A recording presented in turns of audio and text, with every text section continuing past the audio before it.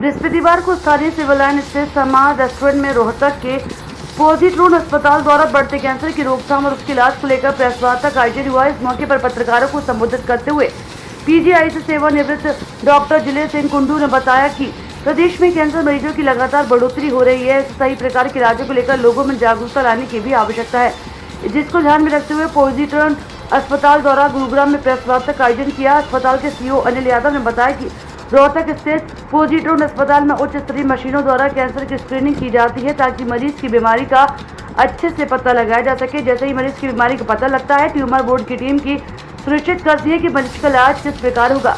Tumour board की team में surgical oncologist, medical oncologist, radiation oncologist, pathologist, diagnostic radiologist के साथ ही अमेरिका से भी डॉक्टर जुड़े हैं, जो वहां की नवीनतम तकनीकी यहां साझा करते हैं और उसी के आधार पर मरीज का इलाज शुरू होता है। कैंसर को पहचानने में पैथोलॉजी और डायग्नोस्टिक रेडियोलॉजी विभाग के अनुभवी डॉक्टर अहम भूमिका निभाते हैं, जिससे कैंसर की पहचान करने के बाद सही समय पर इलाज शुरू किया जाता है। अस्पताल इन विभाग को सफलता का श्रेय देता है। बताया कि अस्पताल में सभी प्रकार के कैंसर के operation, immunotherapy, targeted therapy, chemotherapy, radiation therapy, cancer lab, pathology lab, diagnostic radiology जैसी सभी सुविधाएं एक ही छत के नीचे उपलब्ध हैं। आज हमें खुशी है बताती हूँ कि अभी तक हम 1000 से ज़्यादा कैंसर के ऑपरेशन और 500 से ज़्यादा मरीजों की कीमोथेरेपी कर चुके हैं। मरीज इलाज करवाने के बाद आते हैं, बताते कि वे सकुशल अपना जीवन बिता रहे हैं। अमेरिका में 26 सेंटर चलाने के बाद पॉजिट्रोन अस्पताल को भी उन्हीं तकनीकों के साथ बनाया गया ताकि मरीज को बेहतर इलाज रोहतक से मिल सके और दिल्ली या मुंबई जैसे बड़े शहरों में उन्हें न जाना पड़े। सही समय पर कैंसर स्क्रीनिंग करवाएं और चिंता मुक्त हो जाएं। कैंसर ट्रीटमेंट में लगातार सकारात्मक बदलाव आ रहे हैं और पॉजिट्रोन अस्पताल इनोवेशन और एक्सीलेंस के मामले में हमेशा ही आगे रहा है। उन्होंने बताया कि कैंसर के इलाज में काफ़ी एडवांसमेंट हुए हैं। इस सेंटर में PIPAC जैसे ऑपरेशन भी संभव है, जो कि हरियाणा में सिर्फ इसी सेंटर पर होता है, जिसमें मरीज के अंदर कीमोथेरेपी की दवाई का स्प्रे किया जाता है, जिसमें साइड इफेक्ट का खतरा भी नहीं रहता। मौके पर डॉक्टर संजय बड़चेरा स्त्री कैंसर रोग विशेषज्ञ, डॉक्टर मनीष शर्मा कैंसर रोग विशेषज्ञ, डॉक्टर संदीप बुकर कान, नाक और गला कैंसर रोग विशेषज्ञ, डॉक्टर मनोज पायल कैंसर रोग विशेषज्ञ आदि उपस्थित थे। तो आज मैं आप सब लोगों के माध्यम से ये कहना चाहता हूँ कि कैंसर के बारे में हमें घबराना नहीं है। कैंसर का जो है ट्रीटमेंट लेंगे तो हम हमेशा के लिए ठीक भी होंगे, और कैंसर का जो ट्रीटमेंट है वो हर जगह अवेलेबल है, चाहे वो दिल्ली हो, चाहे वो रोहतक हो, चाहे गुड़गांव हो, चाहे हिसार हो। और इलाज के लिए हमें आगे रहना चाहिए, इलाज से हमें घबराना नहीं है। हमें दूसरे लोगों से ये सुन के नहीं घबराना है कि भाई कैंसर का मतलब डेथ वारंट। आज के टाइम में कैंसर का मतलब डेथ वारंट नहीं है। कैंसर के इलाज जो है वो साइड इफेक्ट्स आज कम है, और कैंसर से जो है आज बचाव भी हो सकता है। कुछ ऐसे टेस्ट है जो हम टेस्टों के थ्रू हम जल्दी उसको पकड़ के उसका हम अर्ली स्टेज में इलाज कर देंगे तो इलाज ज्यादा बड़े भी नहीं होते हैं। सो मेरी आप सब लोगों से यही गुजारिश है कि आप जितना ज्यादा इस मैसेज को आगे बढ़ाएं। I think we should be doing a good service to our people and this is our responsibility. Thank you. Ladies जो हैं, कुछ लेडीज जैसे हार्मोन रिप्लेसमेंट थेरेपी की बात करते हैं कि वो हार्मोन्स के ज्यादा सेवन करती हैं, उससे रिलेटेड ब्रेस्ट कैंसर बहुत ज्यादा उनमें होता है। उनका खुद का अपना कुछ बॉडी का मेकअप ऐसा हो जाता है कि उनमें वो कैंसर ज्यादा आने लगता है।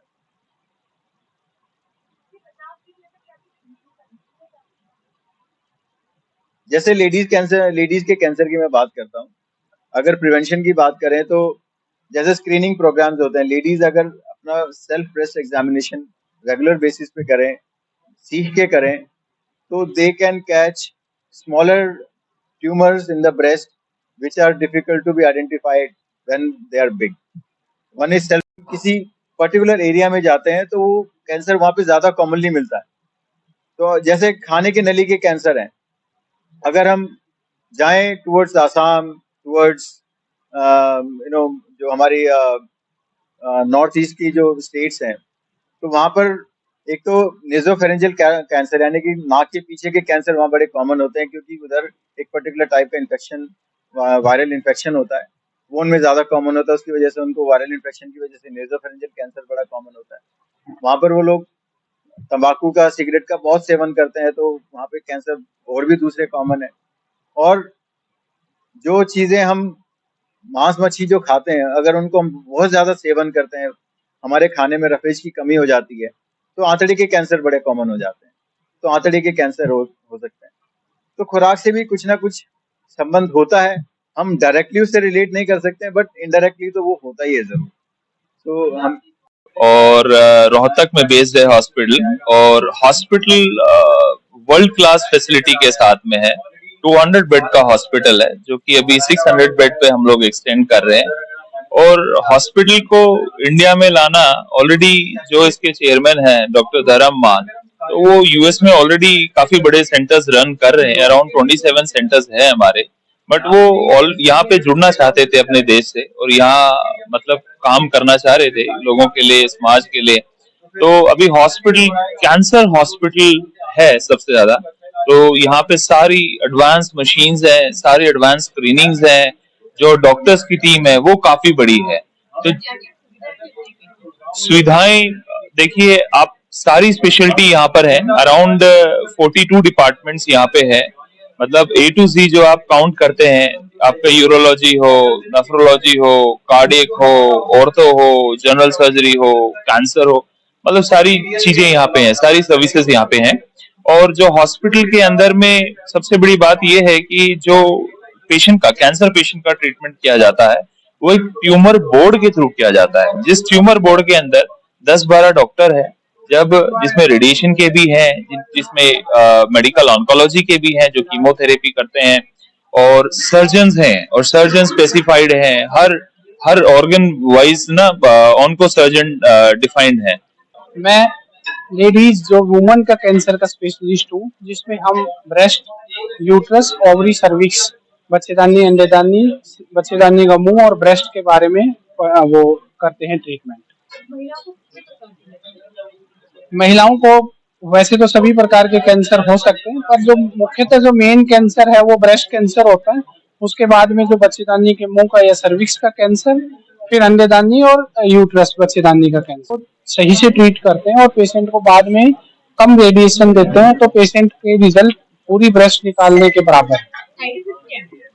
साइड इफेक्ट में एक तो साइकोलॉजिकल साइड इफेक्ट है पूरा ब्रेस्ट निकलना, तो जिसके लिए मैंने आपको बताया ही है कि पूरी ब्रेस्ट को उससे बचा जा सकता है।